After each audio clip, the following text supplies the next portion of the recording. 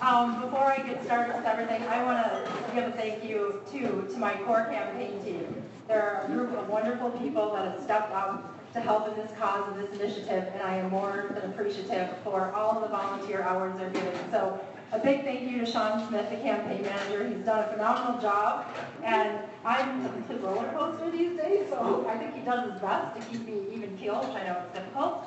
And then Paul Anderson, who was also on the core campaign, he's done a wonderful job for us. Alan Chaletsky, he was actually my first introduction into really getting involved into the party in Minnesota. I met him when I caucused on March 1st in the Mill District, so thank you, Alan. And then I can't forget Henry as well, who's running around right now taking photos. So I really appreciate it. You guys have done a great job so far, and I know we have 5 more months to go, but looking forward to it. But again, thank you all so much for coming. You know, all the family, my parents, John and Cindy, my grandpa Earl and Judy, and family friends and other friends for coming, and other new people that I've met along the way. I really appreciate it. I knew someday I would want to aspire to hold a public office and serve the public. I didn't know when that day was, and I didn't expect it to be this year, but I got involved on March 1st, as I mentioned, when I caucused, and it's just really taken off from there. You know, for me, I was adopted from South Korea. I appreciate every day and respect what it is to be adopted, because I know my life could have been very different.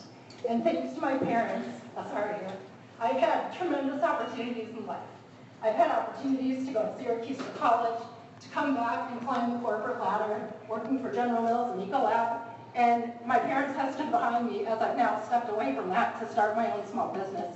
And it's been a tough road. I've faced a lot of obstacles in life, but I've always had the support of my parents to tell me that I could achieve anything I set out to do and live the American dream. And for me, it's so important to give that same opportunity to everybody else in this world. I have 2 young nieces and a nephew, and I want them to have those same opportunities that I've had, everybody's children, the upcoming generations. And I do worry about, when I look at our country over the past several years, and even Minnesota, are those opportunities going away? You know, I'm a small business owner. You know, I feel there are days that we're just not set up for success. There's got to be ways for companies out there that hire people in sustainable jobs to give those people the tools, the education, the opportunities, so that our country can keep moving and keep being the best that we are. And that's why I'm running, because I really do want to make change. I know it's a difficult district here in Minneapolis. There has not been a Republican elected since the 1980s.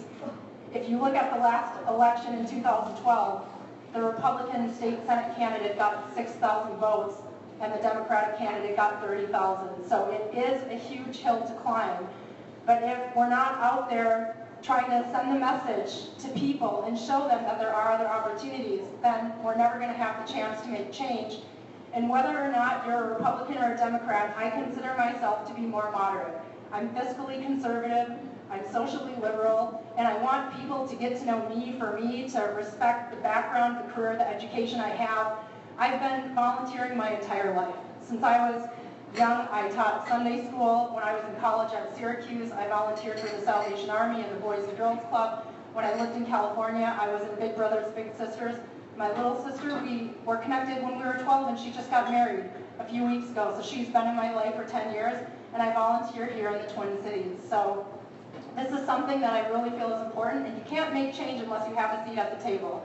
So that's why I'm running. I hope that people will actually get to know me for me, get to hear my messages, and will consider not voting because of the letter behind my name, but because of who I am and what I could do at the state.